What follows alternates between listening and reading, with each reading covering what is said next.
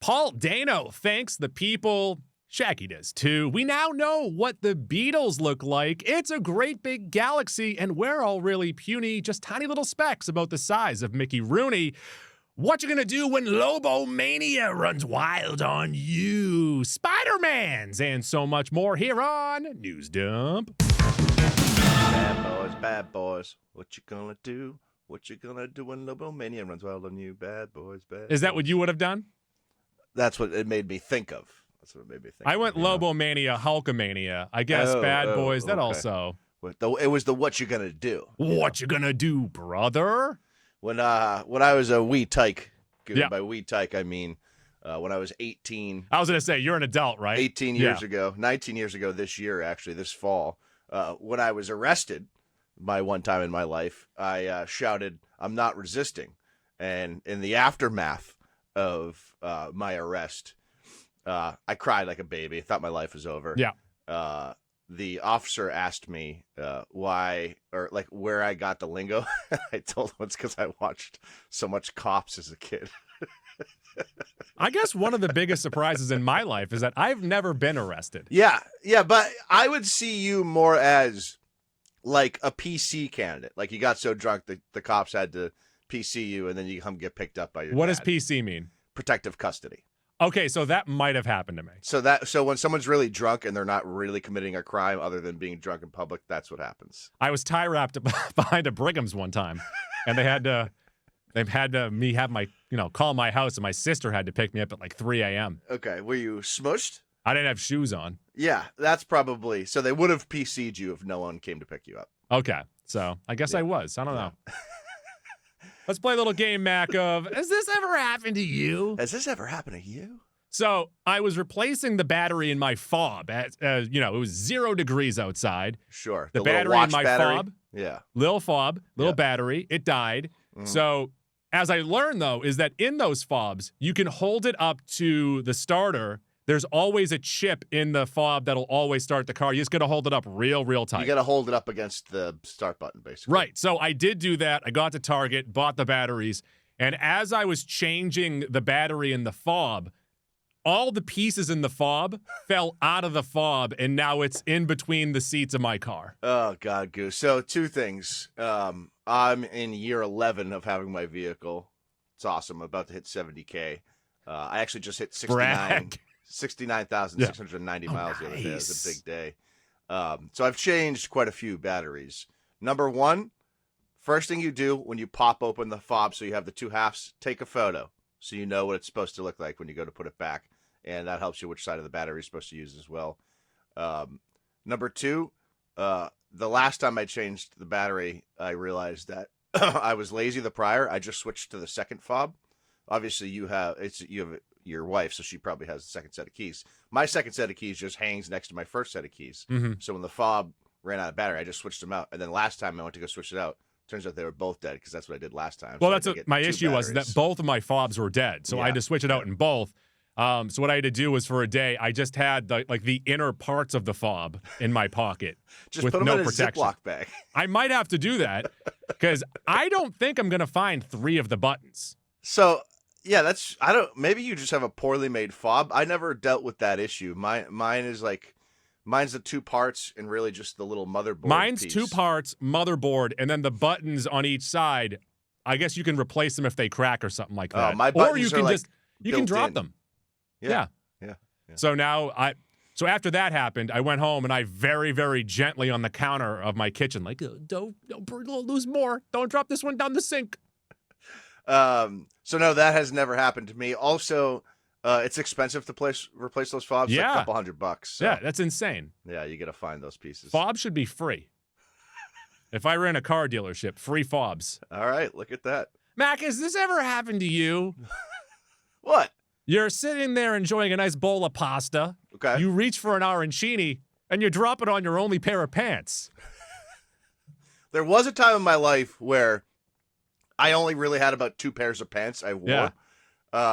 I can't recall specifically a saucy arancini dropping on my pants. On top of spaghetti. However, I eat voraciously. Yeah.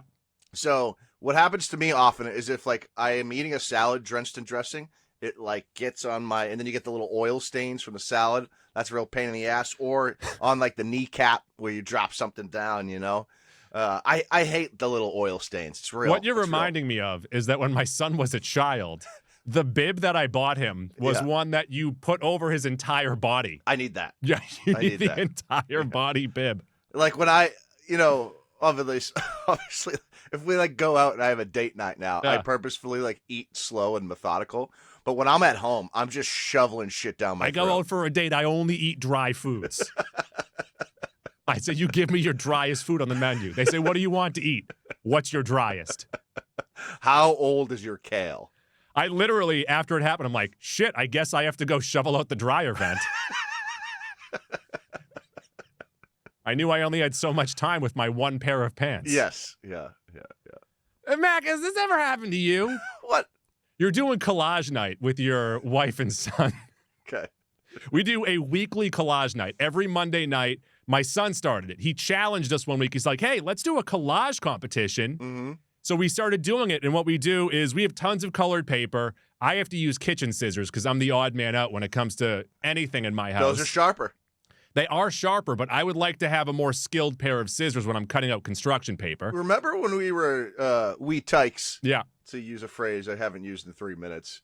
Remember the I little, just said this. The little teeth scissors? Oh, those were nice. You could create borders on a piece of paper? Yeah, you could like crimp it. Yeah. So we do collage night. It's only construction paper. There's glue. There's scissors. Oh, I haven't had a good piece of construction paper in years. So we've done it 4 times now. Mm-hmm. I won the first night. So you do it themed, obviously. Yeah. Right? So what we did? Well, no, it wasn't themed. It's just that everyone gets an hour. Freestyle collage. It's freestyle. Everyone gets an hour. Okay. Everyone gets an hour, and then my wife will post all 3 of them on social media without telling you who did what. Okay. And using Raffies there's no way to discern who's. Well, no, I'm about to get to that. So the first week I won. So I also, here's my issue, and maybe this is like a autism or ADHD thing. I would need a directive. I would need a theme in order to collage. I wouldn't be able to freestyle collage. I went to art school, but we'll get into that in a second. I majored in collages. So the second week, he did it. So first off, he's done a good job every week, but the second week he did Goomba Gamba from Dogman. Right. And he might have gotten a little assistance by me at work telling my coworkers, hey, go online and vote for my son. Let's, get him a win. Yeah. And the attitude that he had that week of being that week's King all-star. King of the Castle. I have a chair. So since then, I've beaten him. Go do this. I've beaten him twice in a row now. I'm 3 out of 4. Yeah. My wife doesn't stand a chance. Sure. But she didn't go to art school. She didn't go to art school. I went to art school. So the other night, my wife's like, hey, you have to let him win. No, I don't.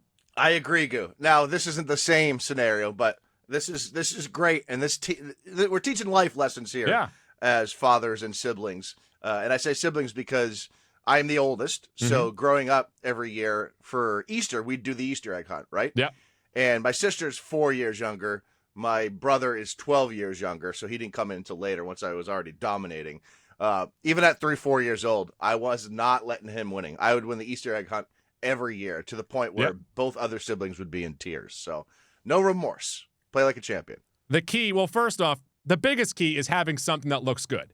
The second key is build the background. People like intricate backgrounds. Don't just have a character in the front. This is on Dana's social medias, by but the it's way? Only in her stories, so none of them are up anymore. All right, text me next time she posts. I want to see them. Also, what you want to do is, if you're not feeling great about it, say, what can I add to this? What can take this one step further? Okay. Now, are you drawing and or coloring or strictly sticking stuff? I am strictly sticking. I am strictly cutting and sticking. I usually like to build the character first before putting it on. That's true collaging right there. I'm really good at collaging. Yeah. I don't want to, put myself. That's one of my fucking strengths. The next time I apply for any job, construction paper collaging. Yeah. Adobe Audition, construction paper collaging. So you're. It sounds like not only are you collaging, it's a hyper-specific collaging where you're like building a character from other shit. Whereas in my head, collaging, you have, a dinosaur collage, and I just get dinosaurs all over the page. You guys are using other pieces, a little bit like a Riddler type thing, and building a character on a page. So the first week I did Pikachu. I don't think it's exactly collaging what you're doing. No, it is. I'm taking construction paper and I'm building stuff, and I'm cutting out the construction paper myself. Yeah, but collaging to me is putting all sorts of stuff on the page, not one thing. I just took a point away from you. Points to me. I didn't major in collaging, so maybe I'm misinformed here. Whatever collaging is. First week I did Pikachu. I'm like, how can I zazz this is this very up? artsy, is what I'm saying. You guys are doing true art. I put storm clouds in the background with lightning striking Pikachu. Okay, yeah. Second week, I did Raphael, Teenage Mutant Ninja Turtles. How do I zazz this up? I put a clock on there with the word pizza right above it. Pizza time. Yeah, love that. Third week, I did, what was it? It was a winner. Oh, Animal from the Muppets. Put a drum set in front of him, holding up his drumsticks. Mm-hmm. I forget what I did at the top, but there was something there. And then this past week, I was doing the up house.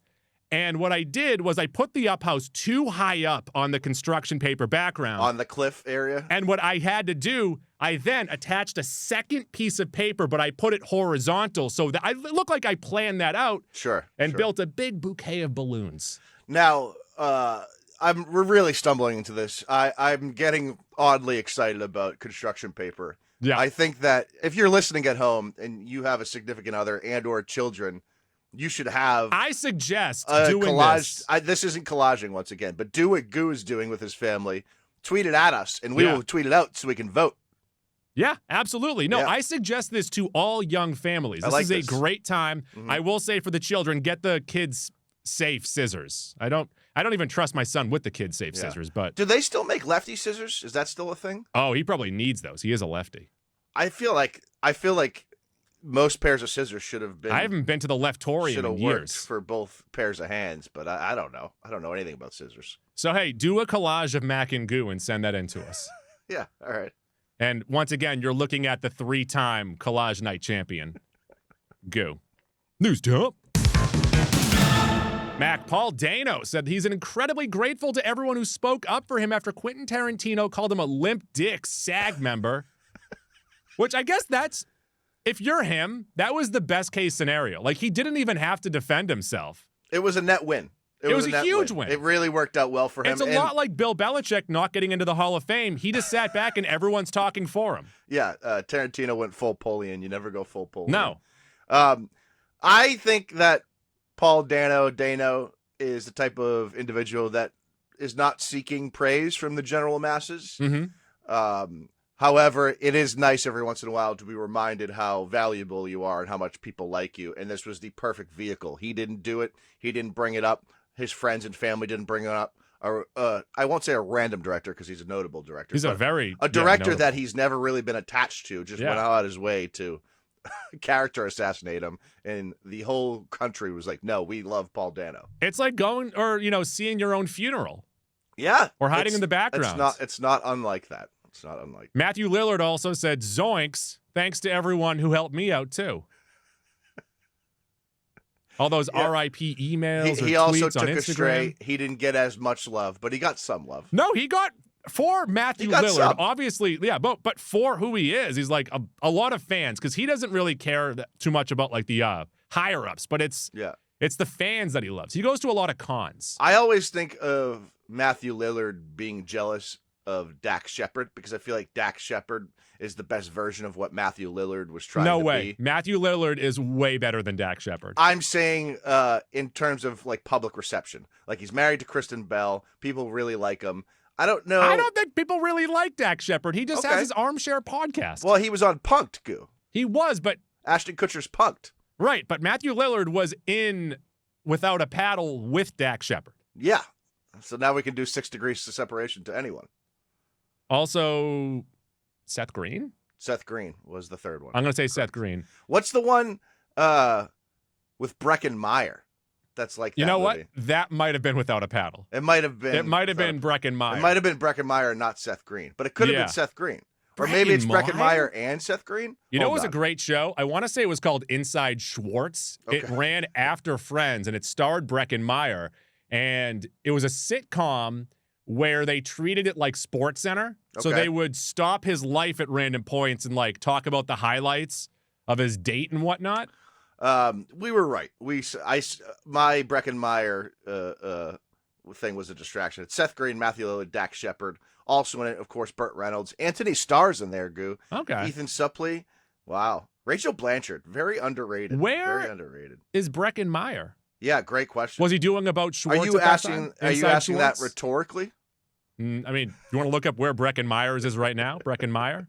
There should be a website, www.where'sbreckenmeyer.com, and it just He should shows. have my Find My on his phone on all the time, where we can always track Breckenmeyer. Of course, when Without a Paddle was being made in 2003, Breckenmeyer was practicing to be the lead in Franklin and Bash. Oh, that's right. He was in Franklin and Bash.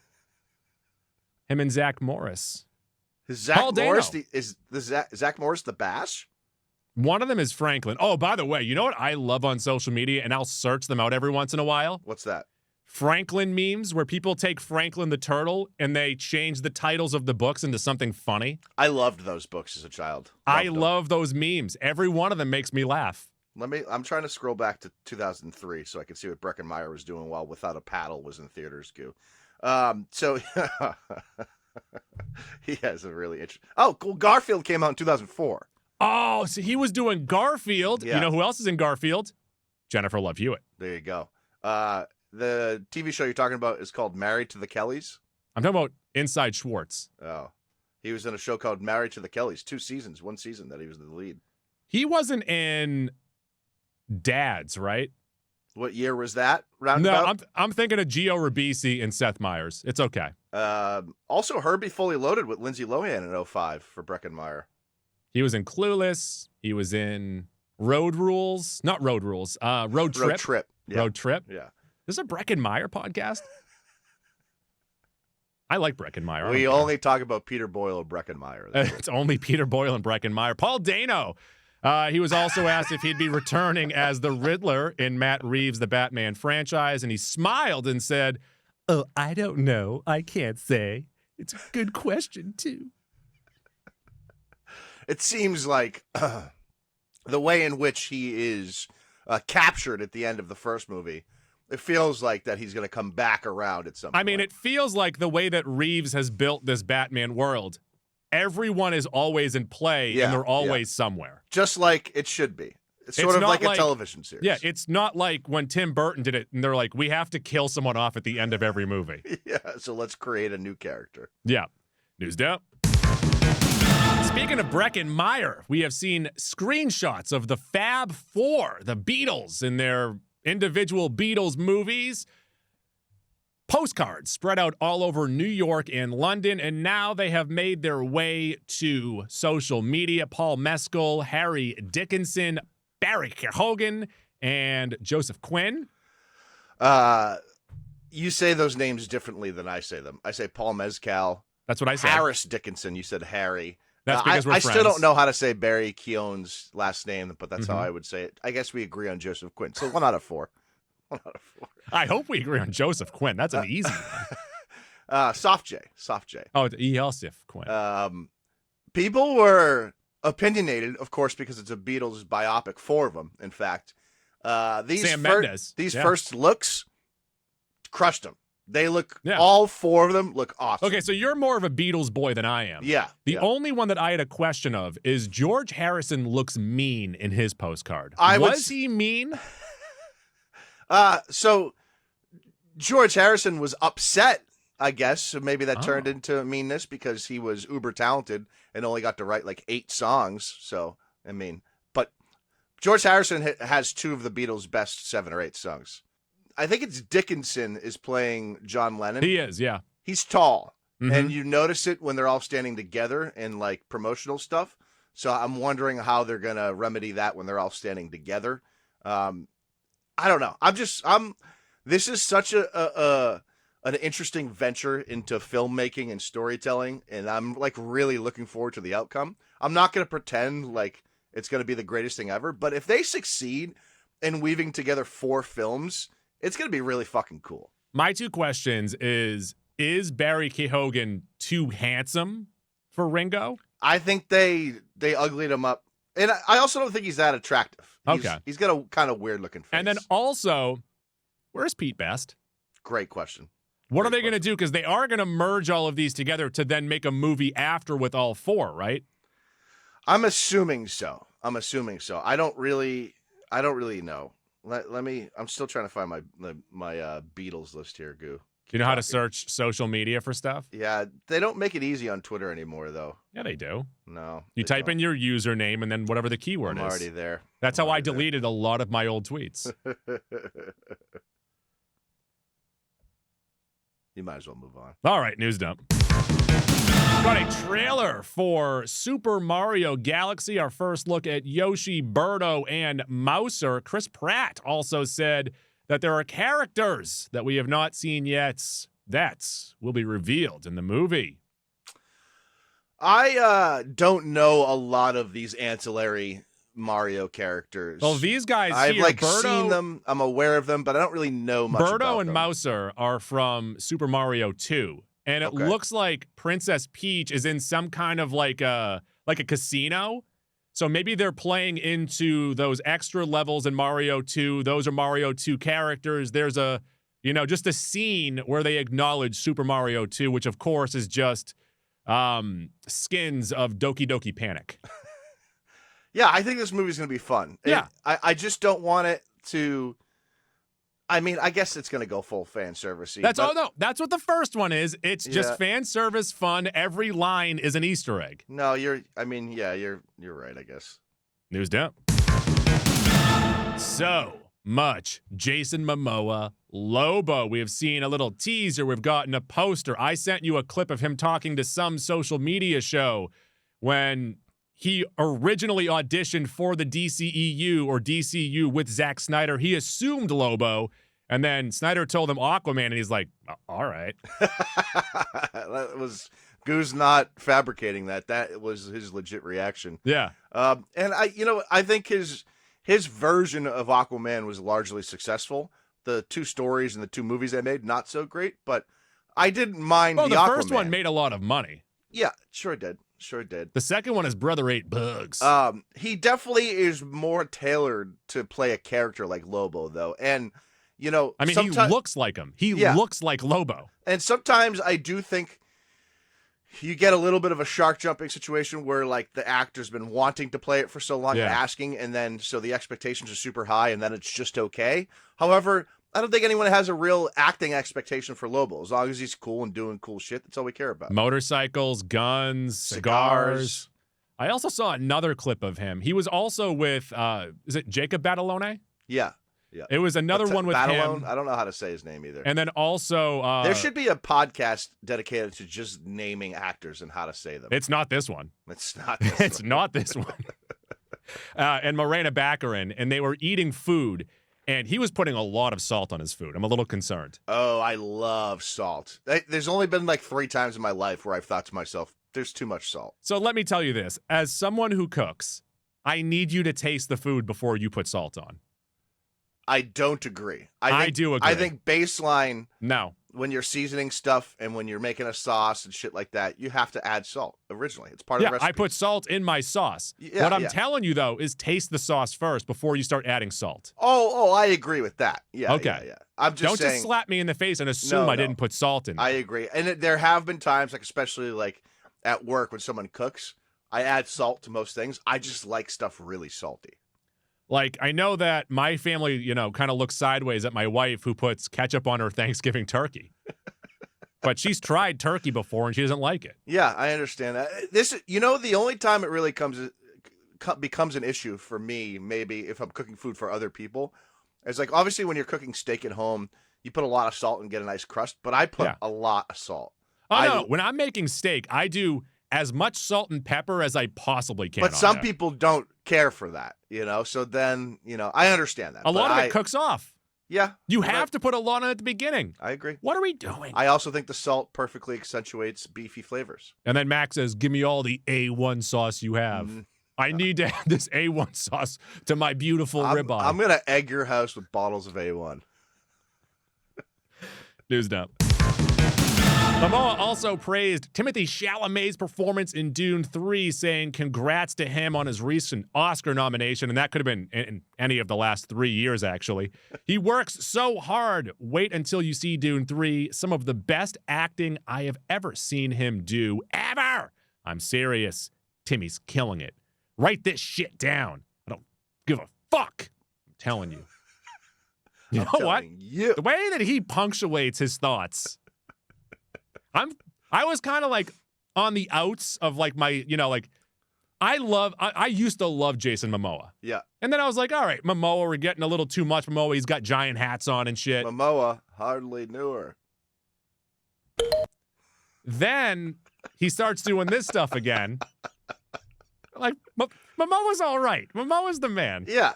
Freed of the chains of, you know, anything. The DCU. Of anything. He's just, he's free balling all over the place. This man doesn't own any underwear. I would like to see him reflect upon Chalamet's performance in Dune 2, because I don't think it's going to be better than that in Dune 3. He probably has spoken about it. Dune 3 is probably going to be a more focused and more one-note type of character, but I don't know. I don't know that story.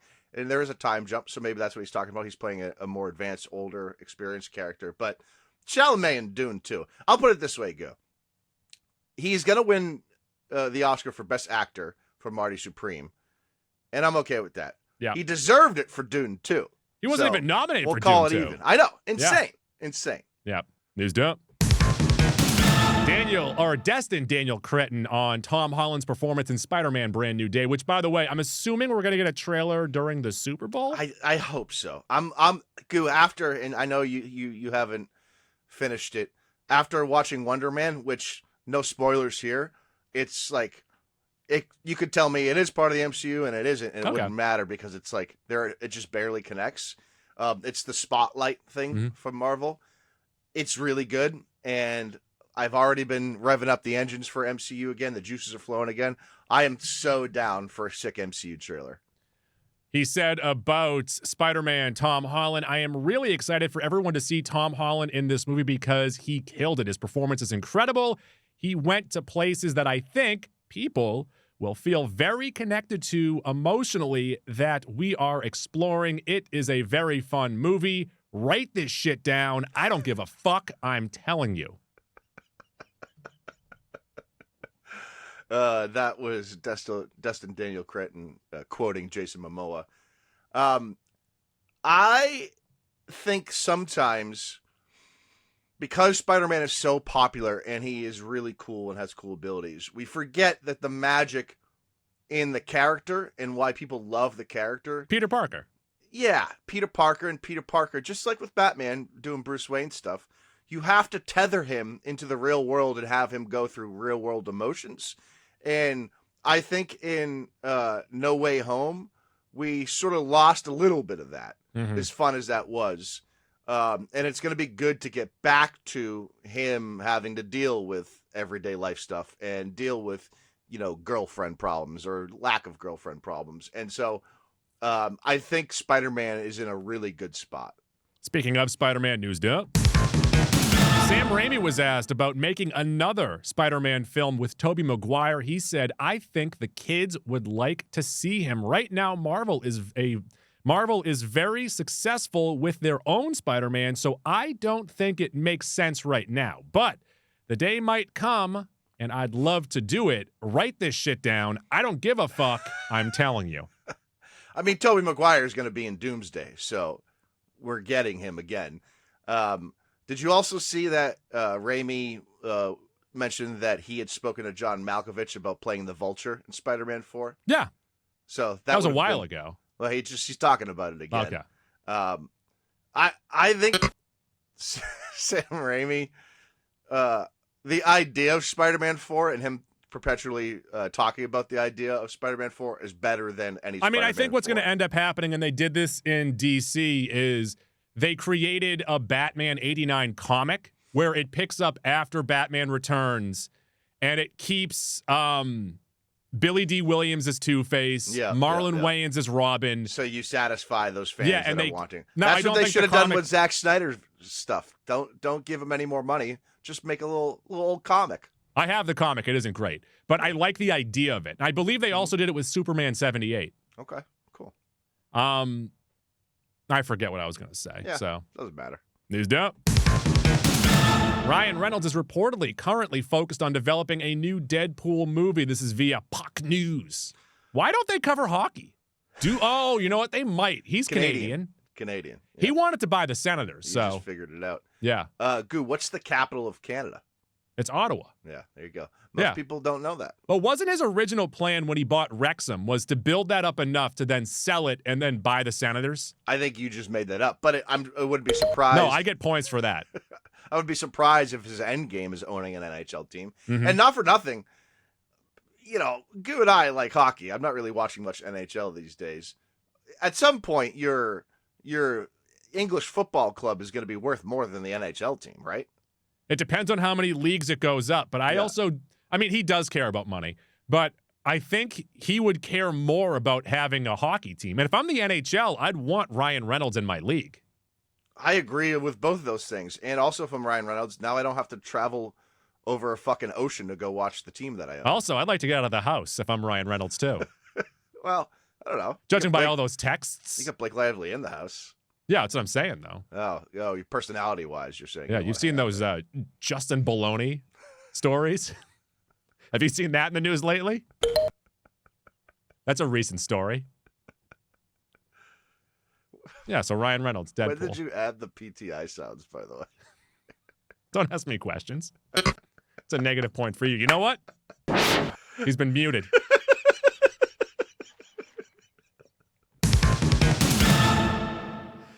Ryan Coogler, I don't know, was he asked about drinking soda? So it's on the Good Hang podcast with Amy Poehler. So I could see her out of nowhere being like, hey, how do you feel about soda?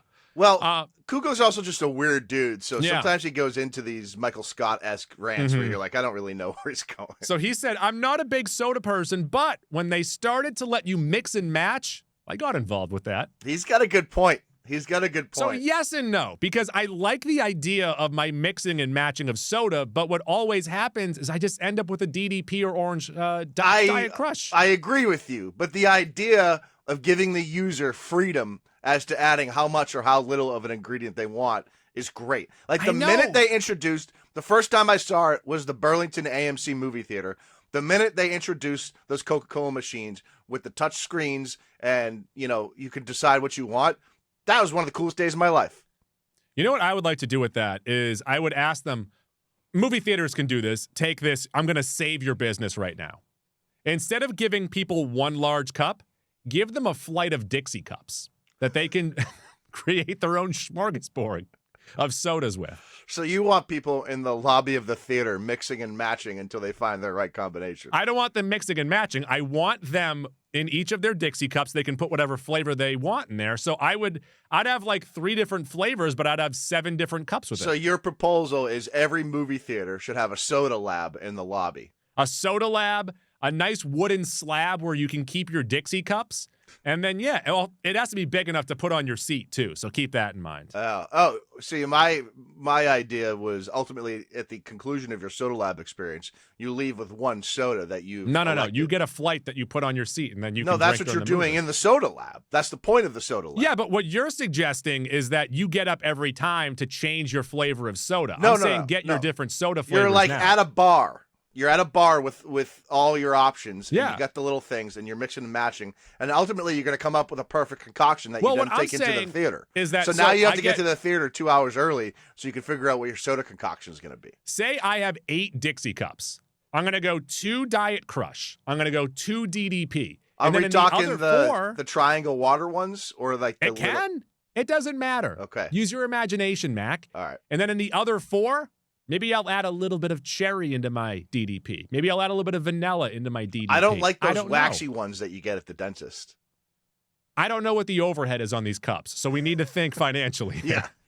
We need to think of the ROI. Let's draw back the soda lab idea until we have full financing. News dump. What's this story? You added it. Goo, I know you're a big John Rambo guy, and I will say I do think First Blood is one of the 25 best movies of all time. First Blood is fucking sick. There is a Rambo prequel in the works starring Noah Centineo, directed by Sisu's Jalmari Hollander. I believe they just came out with a second Sisu, but people love that first one. It's in production. We got a little movie poster from it, and it's going to be produced by the Russo brothers. Now, I do think, very much like, say, Halloween or Friday the 13th, the First Blood John Rambo franchise lost its way very quickly. But that first movie is an all-time great. Hear me out. I just thought of this much like my soda machine idea with the Dixie cups. Much like how they've found a way to flip Predator on its head, they need to find a way to flip Rambo on its head. Yeah, so I'm curious here because they did it also with the Rocky franchise. You know, there is an avenue to have one or two nice stories in the Rambo franchise pre-First Blood. By the time we get to First Blood, he already has major PTSD. He's come back from war, you know? Can we do a movie where we see Rambo from the other side? From the attackers planning out how to take down this monster. I was just going to say also, inherently, because of the nature of the war, Vietnam is a really interesting story, and there's a lot of stuff you can play with, you know, PTSD-wise, you know, with the Viet Cong and the U.S., like, essentially losing the war. So there's a lot of stuff at play there. I don't know how interesting it'll be to the masses, but if it has the Rambo name attached to it, it'll do all right. Okay, my thought earlier that I forgot of with Avengers Doomsday, I was going to bring this up. I was talking to a coworker the other day about it, and what hit me, and I think what made Infinity War and Endgame so good is that, yes, the Russo brothers, they did a great job with keeping that as tight as possible while also letting all the characters breathe and do their thing. But didn't the movie have Taika Waititi and James Gunn punching it up for their characters and also making it a little more playful? They consulted on it. Yeah. So in my mind, that means the Russos wrote the script and probably sent it to them and said, hey, can you fix your characters? Or, is there anything I'm doing wrong here? Is this something the character would or wouldn't do? And I have to imagine for the most part, they wouldn't really change much. I'm sure they would be like, he probably would do this instead of this, but it's probably just one or two things for each character. Because I would assume that you're not getting help from either of them on this next movie. Yeah, you're probably right. All right, that was my thought. News dump. Hey, White Lotus boy. Yeah. You see the cast for season 4? No, I haven't. Please tell me who's in it. Helena Bonham Carter. Yeah. Steve Coogan. I don't know who that is. I don't know either. He's a cool name, though. He does have a cool name. Caleb Jonte Edwards. I also do not know who that is. Marissa Long. Make that 3 people I don't know. Alexander Ludwig. I do know him. Chris Messina. I do know him, too. I actually like Chris Messina is really good at being a dickhead. And AJ Mishaka? Yeah, you know her. She was a Disney Channel girl. Allie and AJ. She's attractive. Maybe that's how you would know her. I am... here's my problem with White Lotus. I've heard that season 3 is not very good. You've watched all 3 seasons, yes? Was that? Yes. I've seen parts of all 3 seasons. So I'm like smack dab in the middle of season 2, and it's kind of losing steam for me. So do I continue to watch it? Because I heard season 2 is great. Mm-hmm. I loved season 1. Season 3, I might just skip altogether and start with season 4 up again. I don't know. Should I finish season 2? Season 3 wasn't bad. Plus, season 3 has the Sam Rockwell stuff, too. Okay. All right, so I should just watch. Yeah, just watch it. You watch a lot of TV. If you were me, and I don't have time to do shit. So, like, I wouldn't do it. Well, you're too busy collaging. I'm too busy collaging. I'm too busy winning collages. Sorry. Now, you have to keep a whiteboard of the standings. So I have the standings in my head. I should create some kind of. You should award 1, 2, and 3 points. First place you get 3. Second place you get 2. Third place you get 1 point. So third place is just like a participation. You shouldn't get any points for third place. All right, so 3, 1, and 0 then. First place you get 3. Second place you get 1 point. Third place you get 0 points. Or you go 2 for the win, like a hockey game. You win in regulation, you get 2 points. Second place is an overtime, and then third is just a loss. You get 0. Well, that's sort of devaluing the win. No, should the win be paramount? So 3, 1, 0, I think does it well. Maybe we do 50 points for a win, 1 point for a second place, and then 0 for third. But if you get 0% of the vote in third place, that's 100 points. Oh, are we going to work percentages into this? No. Okay, because I did get 75% on Monday. Wow. Once again, art school. It's like an election. It's just. Although my son does tell me now, whenever I tell him, lose. I'm like, hey, I went to art school. He's like, I want to go to art school. My first reaction's always, like hell you are. You are not going to art school. My favorite note about you going to art school is you went to art school, and then shortly after graduating art school, the art school disappeared. It disappeared. It was a chain. It was a pyramid scheme. It was a scam. Yeah. It was pointed out to me by one of my coworkers. Did you pay back all your money before they folded? Yeah. Oh, that's unfortunate. I know. Yeah. So I work with 3 other people that went to my art school. Yeah. And we always joke around that we're the most successful people from our art school. Yeah, you and then another one of my best pals went to the same school at the same time, and you guys were meant to be perpetually the hosts and #1 alumni of that school, and now the school no longer exists. I mean, I'm still the #1 alumni. Daly's probably the number.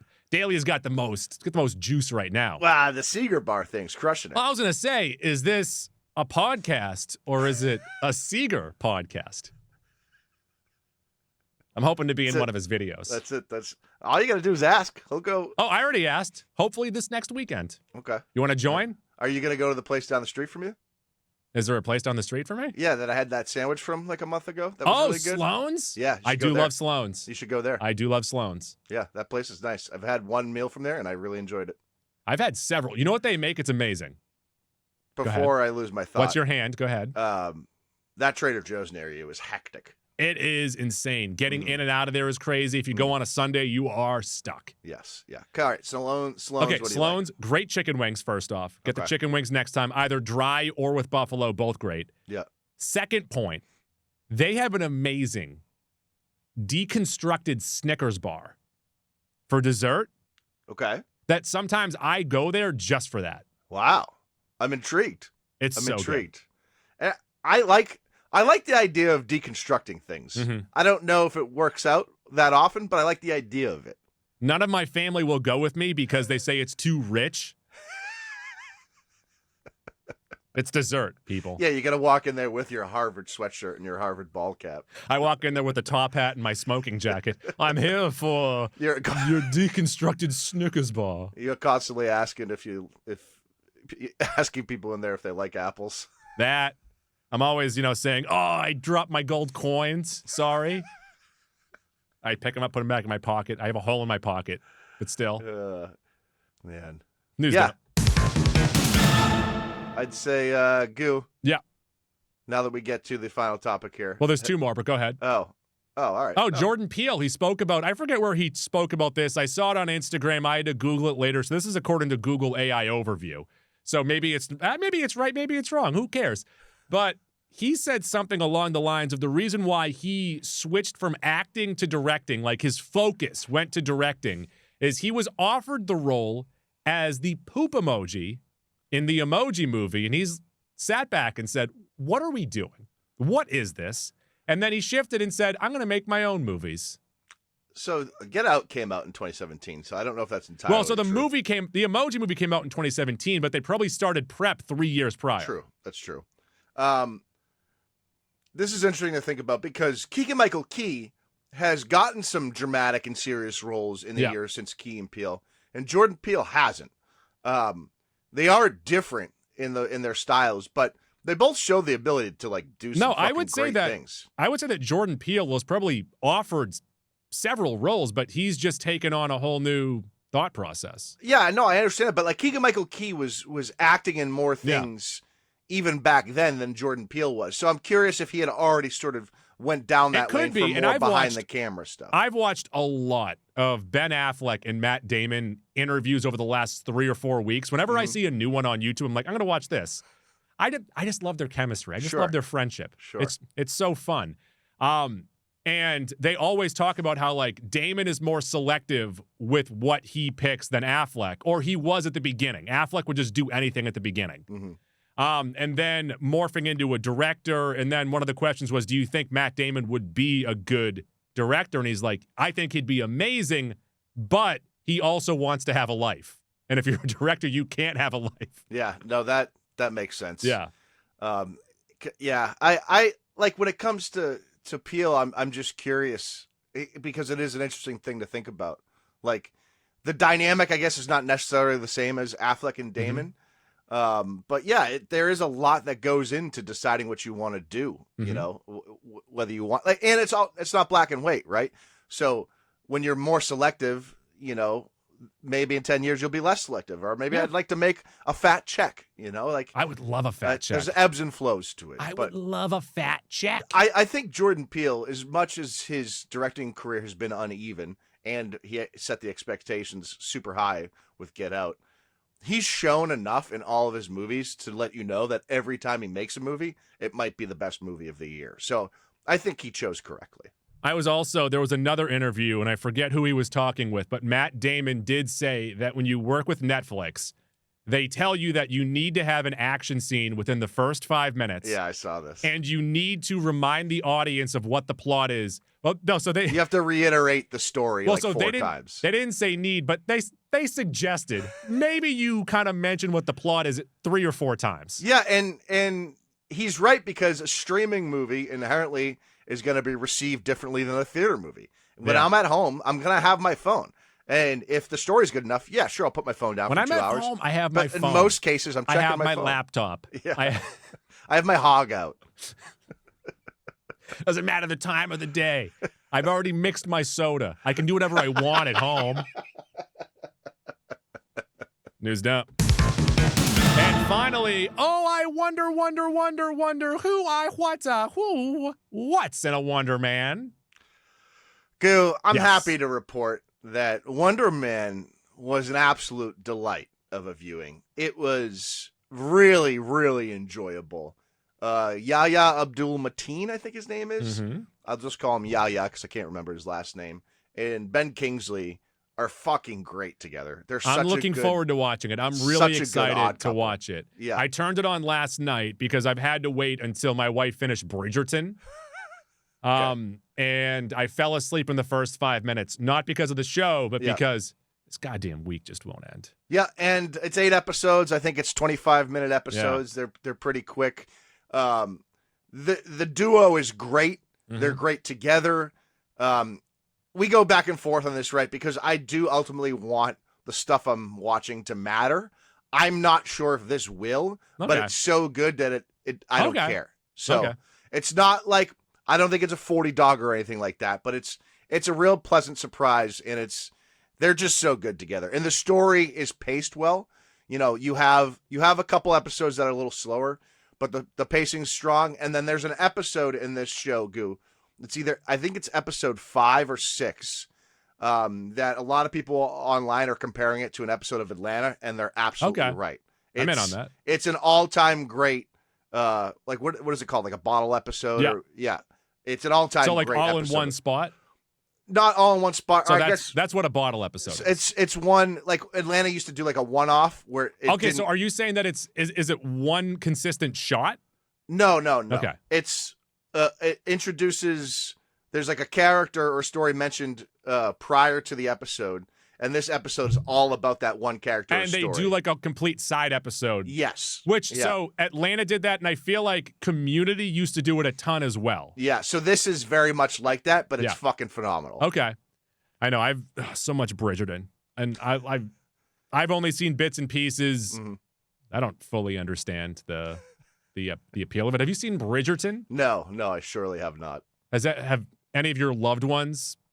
No. My loved one is more into like the trash television. She likes to take her mind off things when she's this TV. this is trash. Oh, okay. I thought it was like a British. I thought it was like Downton Abbey. So it's that. Oh, but with fucking. Oh, okay. Yeah. So intrigued. So my wife was telling her mother about it. She was like, "Oh, it's a period piece. So it's kind of like period porn. So it's a period piece." That's 2 meanings to that, Goo. And she's telling her mom, like, "Oh, it's all these, British actors, and it's kind of like a primetime soap opera, kind of like Gossip Girl, but with that." And I'm like, tell your mother how raunchy the show is. Tell her how crass the show is. Tits out for the boys. Don't let her walk into it being like, "Oh, I'm not going to see someone's hog." Well, if she's just watching it on her own or with your father-in-law, then it doesn't really matter, right? Well, I mean, she's a little more proper than my wife. Yeah, but it's not like. Never mind. I'm gonna stop my train of thought. Imagine I hear this. Oh, my mom's in the hospital because she fainted because she was watching Bridgerton. Because the hog in Bridgerton was so big. I don't know. I'm just like, if you're gonna suggest something to someone, Yeah, you need to be very upfront. First off, know who the person is, know what might, throw them off, or like you need to tell them about that stuff when you're suggesting it. yeah. My lady friend is more into like the Bravo Network shows. Oh, this is more like Dicko Network shows. Fucking yeah.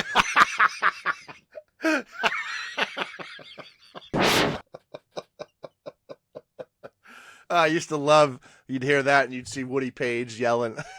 So a little behind the scenes, I was grabbing the sound yesterday. I watched a full episode from 2009. Wow. I was loving it. Let me guess the cast. Go ahead. J.A. Adonde. Yes. Woody Page. Yes.